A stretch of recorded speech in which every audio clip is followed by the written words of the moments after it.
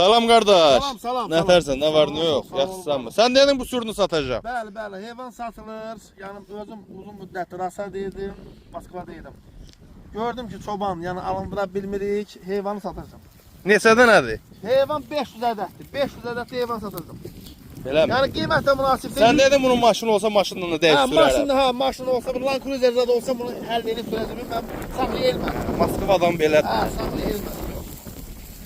Bunların hamısı var, görsə var, bunların hamısı cavan heyvanlar. Hamısı. Allah Bir qapının bereket. məhsuludur. 100 dənəsi də sən dedin bunu bala alır. Bunlar görsə, 100 bala aldı hə, 100 doğum. 500'ü boğazlı, 100 dənəsi də bala alır. 100 doğum, heyvanı satacağım. Ha, gördüm ki, yox, alındırayım. Orayla buranı mən çatdırayılmadım. Allah bereket versin.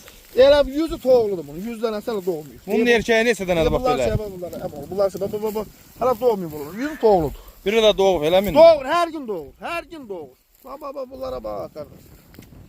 Allah bereket versin. Sağ ol, Allah razı olsun.